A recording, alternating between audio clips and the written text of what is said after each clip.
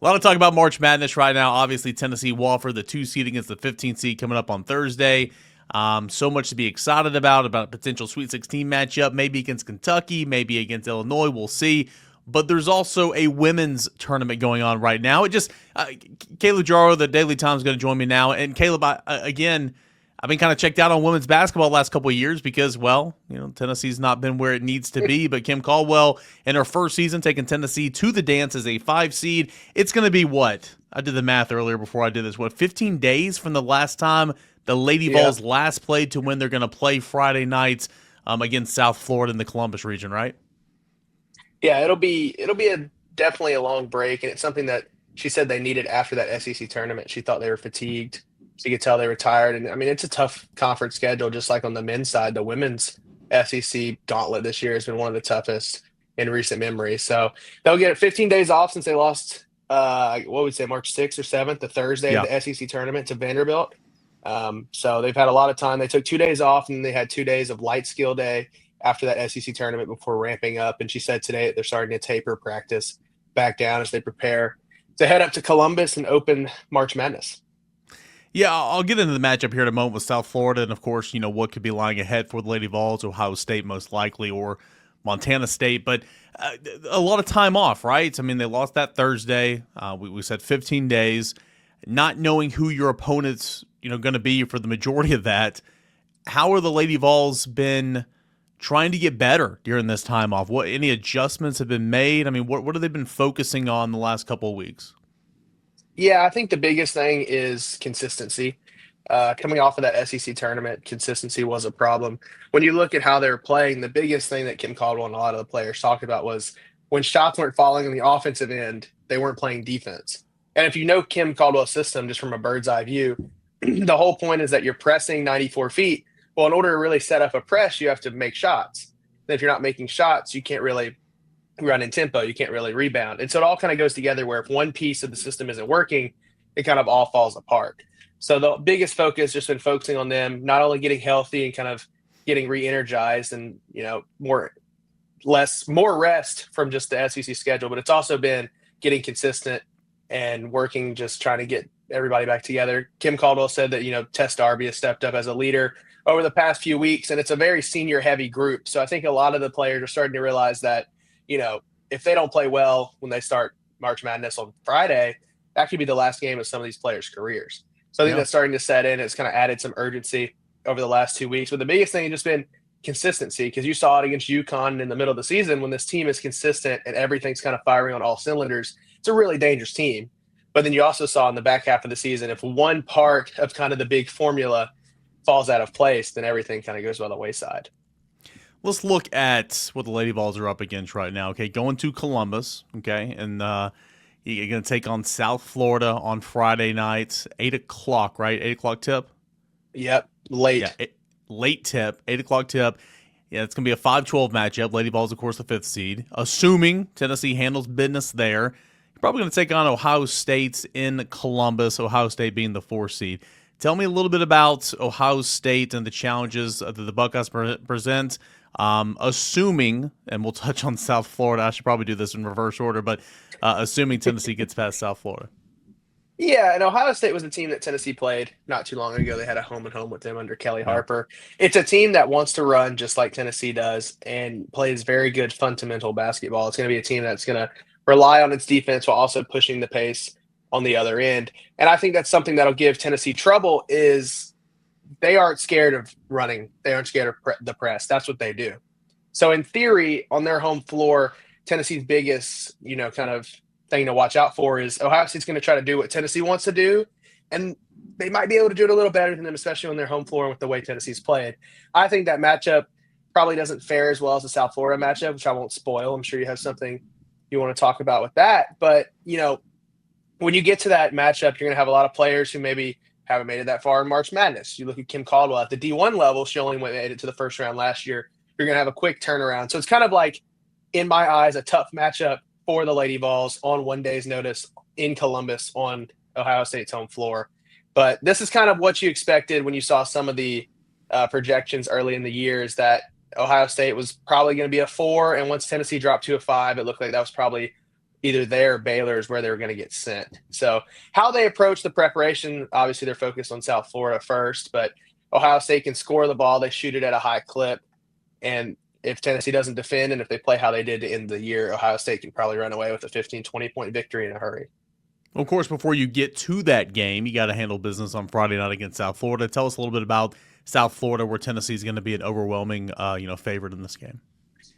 Yeah, and it's kind of the polar opposite of Ohio State. South Florida wants to run really slow. They're one of the slowest teams in Division I women's college basketball. And Kim kind of talked about it today. They run a ton of sets. So if you watch that Vanderbilt game, it'll probably look a lot like that, where they're not in a rush to break the press because they're not in a rush to score the ball. So they might use all of that, 9, almost 10 seconds to get it across half court and then sit in a lot of offensive sets. But that's where Tennessee can kind of have an advantage. You look back at some of those earlier season matchups, maybe like a Richmond comes to mind, where they want to do the same thing, but Tennessee should outmatch player for player and kind of be able to get steals and run in transition.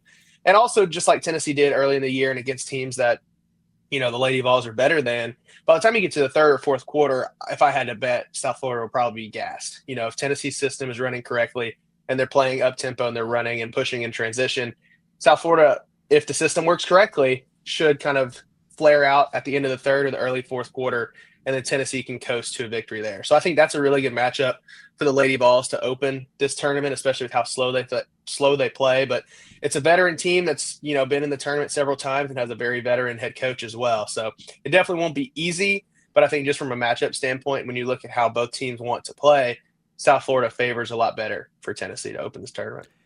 So South Florida on Friday night, probably Ohio State is next. And you look at the rest of this, as I put it up here on the screen, Caleb. Texas is the 1 seed here on the top of this region.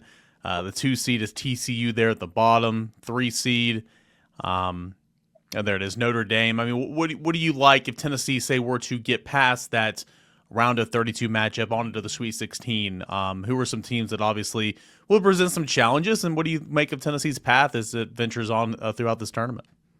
Yeah, I think it's a really hard path. Notre Dame is a very good basketball team with Hannah Hidalgo and, one of the best players in the women's basketball scene. And then you mentioned Texas off the top, who Tennessee would likely match up with in the Sweet 16 if everything holds chalk. They went to Austin and gave Texas a run for its money, but Texas was the first team to beat South Carolina, and I think it was 70-something games.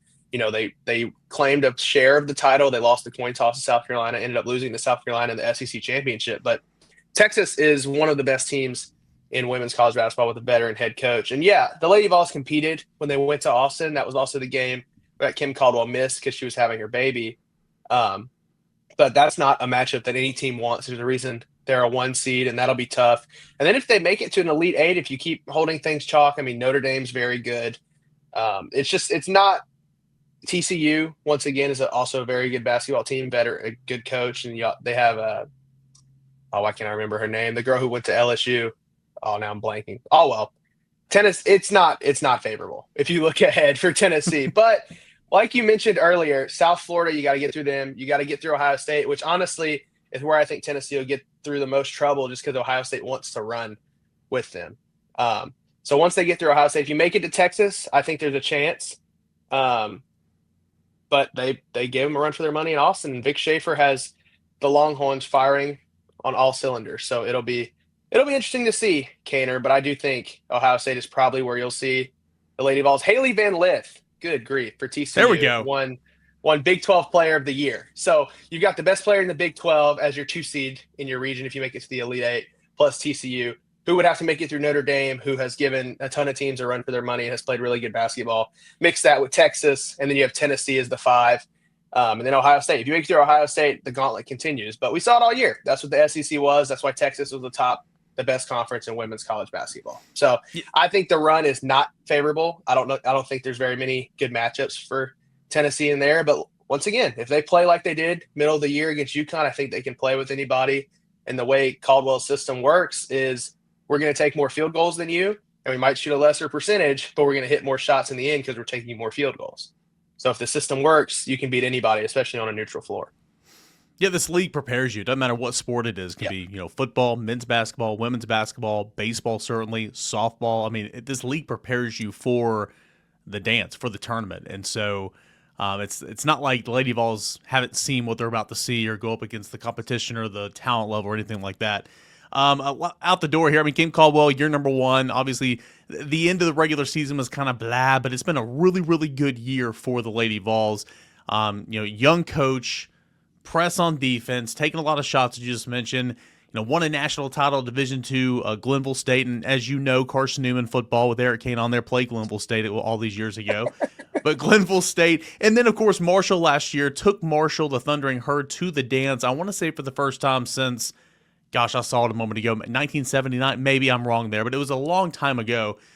She's got a lot of experience. Granted, Division II, Final Fours, national championship, but she did take a team to the dance last year. Feels like Tennessee's going to have to really rely on its head coach and that experience, albeit not a lot, but still experience this time of the year.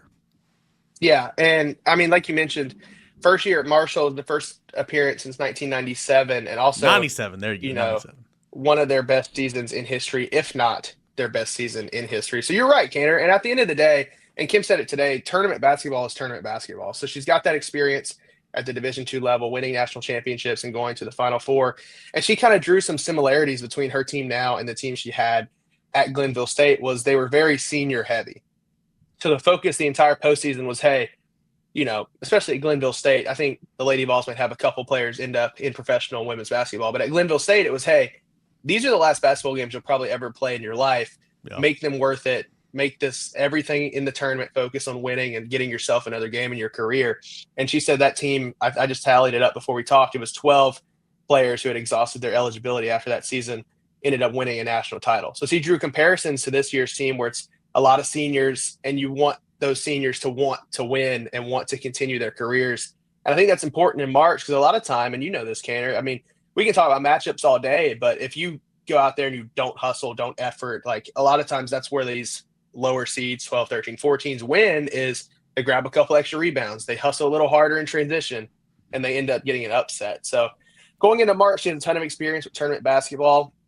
I think it'll help her. She mentioned she doesn't tell the team a lot of stories about her team at Glenville State and how they won. It's a lot of focusing on previous Lady Vols teams and how they found success in the postseason. But when you look at pure D1 experience, I mean, you've got players on this team like Sarah Puckett, Tess Darby, Joel Spear, who have been through the gauntlet in March. They've been to Sweet 16s when Kelly Harper was still the coach. So you've got experience from the players. You've got a winning coach in Kim Caldwell, albeit at the D2 level, still won a championship, made the tournament last year, got a taste of kind of what the D1 tournament was like. So you got a lot of experience there, and I think that'll pay off for the Lady Vols as they begin this run. And as much as people talk about how Kim Caldwell is in her first season at high D1 basketball, she has won at every level and has success winning in March. So we'll see what happens when they tip off on Friday. Caleb Jarreau, the Daily Times reporter covering the Lady Vols and a little bit of everything. Caleb, as always, man, thanks so much. I appreciate you, Canner.